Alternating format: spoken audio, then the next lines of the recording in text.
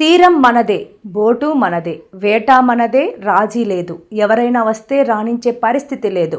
భయపడేది లేదు. ఎవరి కోసం మన జీవనోపాధి కోల్పోవడం ఏంటి? మన తీరంపై మనకే హక్కులు. పొరుగు రాష్ట్రాలు రావడానికి లేదు. బోటు చొరవబడగానే కలెక్టర్కు మెసేజ్ వస్తుంది. మెసేజ్ రాగానే అప్రమత్తమవుతాం. ఎవరిని రానివ్వమని సీఎం చంద్రబాబు స్పష్టం చేశారు. వాళ్ళు కూడా వినాలి. ఎవరెవరి హక్కులు వాళ్ళు కాపాడుకోవాలి. వాళ్ళ కోసం మన జీవనోపాధి కోల్పోవడం కరెక్ట్ కాదని మరొక్కసారి హామీ ఇస్తున్నా. అందుకే మన తీరంపై మనకే పూర్తి హక్కులు. పొరుగు రాష్ట్రాల వాళ్ళు రావడానికి వీలు లేదు. పూర్తి నిఘా పెడతాం. ఎవరో బార్డర్ దాటి వచ్చినా వెనక్కి పంపిస్తాం. ఇప్పుడే చెప్పా, శాటిలైట్ తిరుగుతా ఉంటుంది. బోట్ ఎంటర్ అవుతానే కలెక్టర్కి మెసేజ్ వస్తుంది. అక్కడి నుంచి ఎవరిని అలో చేసే పరిస్థితి ఉండదని మరొక్కసారి మీ అందరికీ హామీ ఇస్తున్నా. మొన్నటి వరకు పెట్రోలింగ్ బోట్లు అడిగారు. ఇప్పుడు అంటున్నారు ఇది కాదు, ఒక 200 మెకనైజ్డ్ బోట్లు ఇస్తే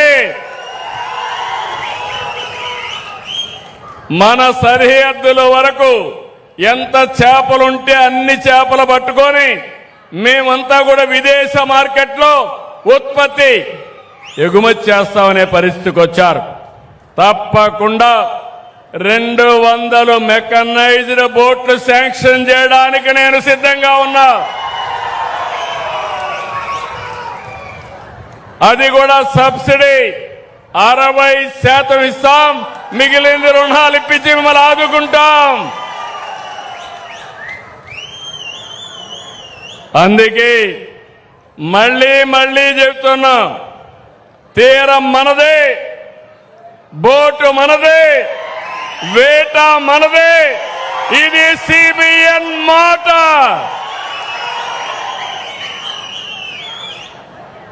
జిల్లాకు జువ్వెల దిన్నెలో అత్యాధునికమైన షిప్పింగ్ హార్బర్ వచ్చింది.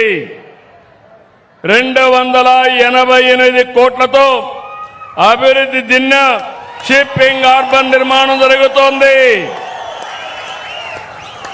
87% పనులు పూర్తయినాయి. ఈ హార్బర్ జిల్లా మత్స్యకారులకు ఒక సుదీర్ఘమైన కళ. ఇది మీకోసం నిర్మించింది. మిమ్మల్ని ఆర్థికంగా బలోపేతం చేయడమే ఈ హార్బర్ యొక్క ఉద్దేశం. ఇది మీ సొంతం. దీనిపైన ఫేక్ ప్రచారాలు నమ్మద్దండి. నేను ఒక విషయం ఇక్కడ చెప్పాలి.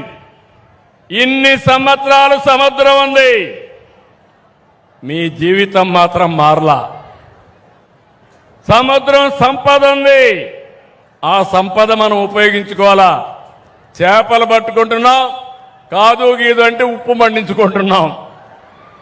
అవునా కాదా? కాదు.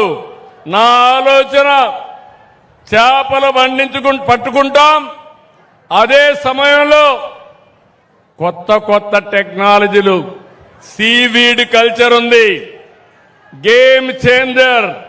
సముద్రపు నీటితో సీవీడ్ కల్చర్ చేసి మీ జీవితాల్లో డబ్బుల పండగ వస్తుందని మీ అందరికీ విజ్ఞప్తి చేస్తున్నా. ఉపాధి హామీ వస్తుంది. మా ఆడబిడ్డలు డాక్రా సంఘాలకు హామీ ఇస్తున్నా.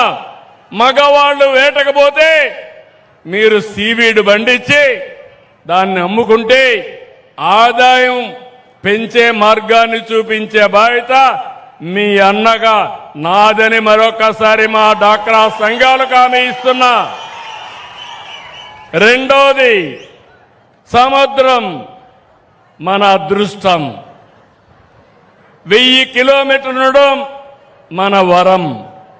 ఇక్కడ గాని సక్రమంగా ఉపయోగించుకుంటే ఇక్కడ పనిచేసే మత్స్యకారుల పిల్లలు జీవితాలు బంగారు భవిష్యత్తు అవుతాయి.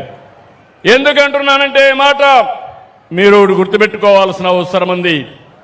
నాగరికత ప్రారంభించింది నీళ్లు ఎక్కడుంటే అక్కడ. ఆ రోజు కృష్ణా జిల్లా ఉంది, విజయవాడ పైకొచ్చింది, ఇక్కడ సోమశిల వచ్చింది, నెల్లూరు జిల్లా పైకొచ్చింది, గోదావరి వచ్చింది, రాజమండ్రి గోదావరి జిల్లాలు పైకొచ్చాయి.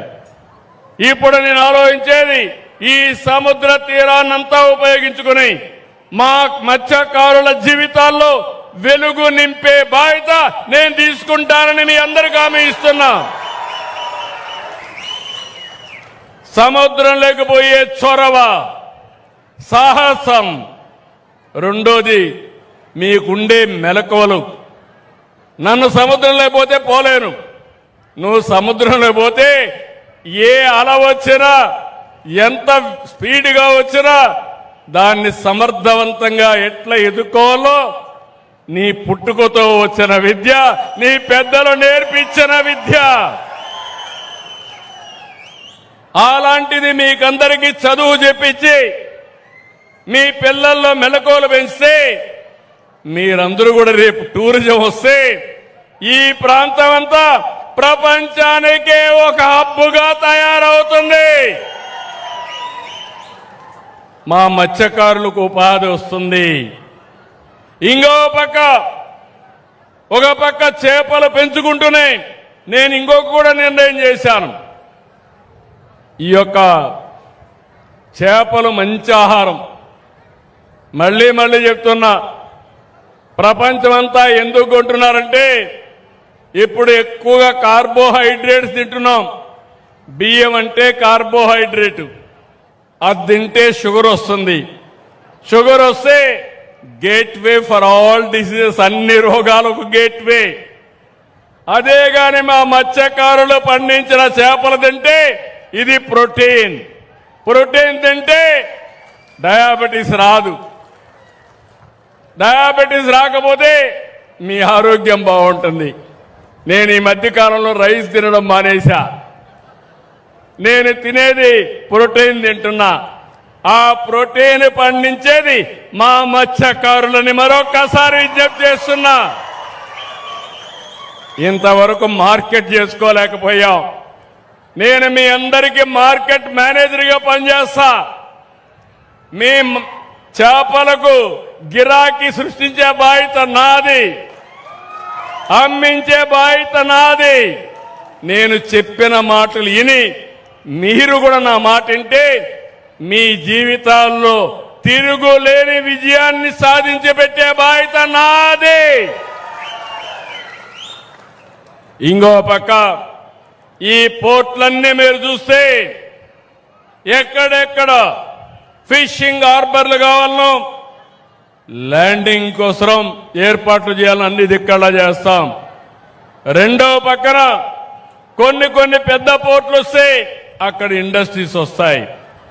ఇక్కడ కూడా మీరు ఉత్పత్తి చేసిన వస్తువుల్ని ఈ పోర్టు ద్వారా పంపిస్తే ఇక్కడ మీ పిల్లలకు కూడా ఉద్యోగాలు వస్తాయి. చేపల బట్టే పిల్లలు చేపలతో